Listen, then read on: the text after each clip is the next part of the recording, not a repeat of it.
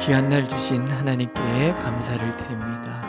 오늘 하나님께서 우리에게 주시는 말씀은 에베소서 2장 11절에서 18절까지의 말씀입니다. 그러므로 생각하라. 너희는 그때 육체로는 이방인이요 손으로 육체에 행한 할례를 받은 무리라 칭하는 자들로부터 할례를 받지 않은 무리라 칭함을 받는 자들이라. 그때 너희는 그리스도 밖에 있었고 이스라엘 나라 밖의 사람이라. 약속의 언약들에 대하여는 외인이요 세상에서 소망이 없고 하나님도 없는 자이더니 이제는 전에 멀리 있던 너희가 그리스도 예수 안에서 그리스도의 피로 가까워졌느니라. 그는 우리의 화평이신지라 둘로 하나를 만드사 원수된 것 곧 중간에 막힌 담을 자기 육체로 하시고 법조문으로 된 계명의 율법을 폐하셨으니 이는 이 둘로 자기 안에서 한 세 사람을 지어 화평하게 하시고 또 십자가로 이 둘을 한 몸으로 하나님과 화목하게 하려 하심이라. 원수된 것을 십자가로 소멸하시고 또 오셔서 먼데 있는 너희에게 평안을 전하시고 가까운 데 있는 자들에게 평안을 전하셨으니 이는 그로 말미암아 우리 둘이 한 성령 안에서 아버지께 나아감을 얻게 하려 하심이라. 아멘. 오늘은 용서에 대해서 묵상을 해보기로 합니다. 그리스도인은 원수를 용서하고 사랑해야 합니다. 살다 보면 너무나 나를 아프게 상처를 주는 사람들이 생깁니다. 도무지 용서할 수 없는 나쁜 사람들, 생각하기도 싫고 만나기는 더더욱 싫은 사람들이 있습니다.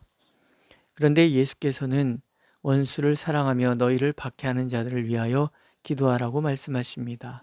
또 70번에 7번까지라도 용서하라 말씀하십니다.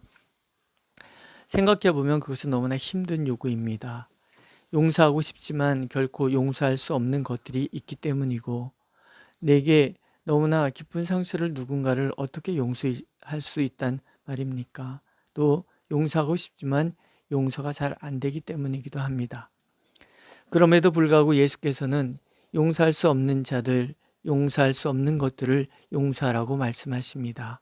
왜냐하면 그것이 그리스도인이기 때문이고 그것이 세상과 다른 거룩이기 때문에 그렇습니다. 그러면 어떻게 용서의 자리로 나갈 수 있을까요? 답은 명확합니다. 예수 그리스도께 나가는 것입니다. 먼저는 하나님께 털어놓는 것입니다. 시편 7편 9절에 보면 의로우신 하나님이 사람의 마음과 양심을 감찰하시나이다 하십니다. 아닌 척 해봐야 소용없다는 말입니다. 그렇기 때문에 하나님께서 다 털어놓으라고 다시 또 말씀하시잖아요. 백성들아 시시로 그를 의지하고 그의 앞에 마음을 토하라. 하나님은 우리의 피난처 시로다 하십니다. 내 안에 응어리진 아픔이 있는데 그것을 아닌 척 해봐야 소용없습니다. 하나님께서는 그 아픔을 보고 계시기 때문에 도리어 그 아픔을 주님께 털어놓으라고 말씀하십니다. 주님께 털어놓는 데서부터 주님께 내 아픔의 감정들을 털어놓는 데서부터 용서는 시작된다는 것이지요. 두 번째로 나 또한 누군가에게 아픔을 주는 사람임을 알기를 하나님 원하십니다. 의인은 없나니 하나도 없으며 깨닫는 자도 없고 하나님을 찾는 자도 없고 다 치우쳐 함께 무익하게 되고 선을 행하는 자도 없나니 하나도 없도다 하십니다. 근본적으로 하나님의 기준을 충족시킬 수 있는 사람은 없습니다. 그래서 주님은 가늠하다 걸린 여인을 징계하려는 사람들에게 너희 중에 죄 없는 자가 먼저 돌을 던지라고 말씀하십니다. 내로남불이라 하잖아요.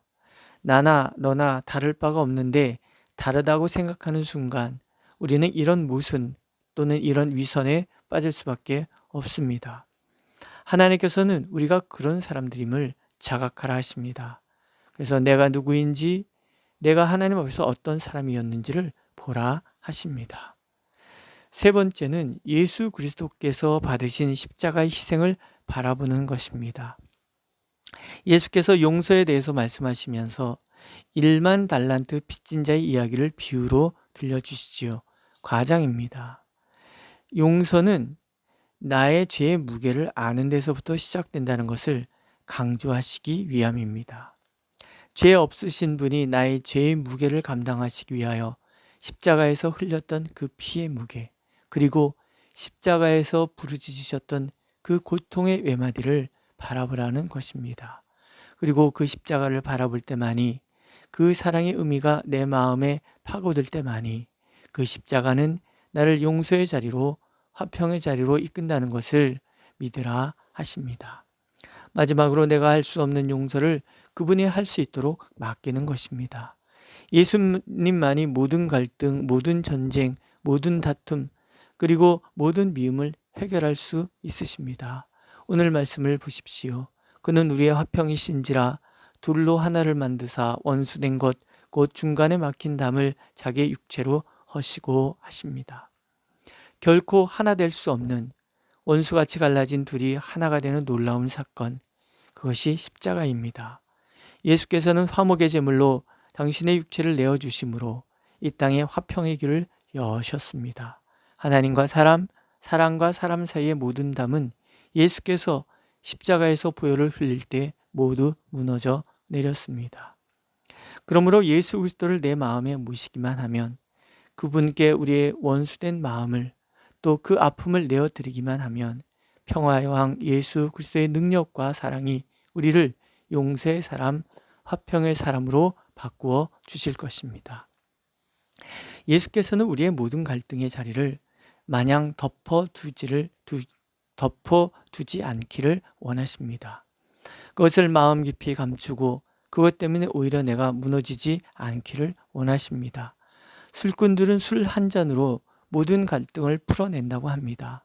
하물며 술도 갈등을 풀어내는데 예수 그리스도의 보혈의 피가 어찌 모든 갈등을 풀어내지 못하겠습니까? 우리는 연약하기 때문에 기도해야 합니다. 용서하고 용납할 힘을 달라고 기도해야 합니다. 내 안에 있는 갈등과 분열, 정죄와 미움의 마음을 예수 그리스도의 사랑의 마음으로 태워주시기를 기도해야 합니다. 술꾼만도 못한 우리의 완고함이 다 사라질 때까지 기도하고 또 기도해야 합니다.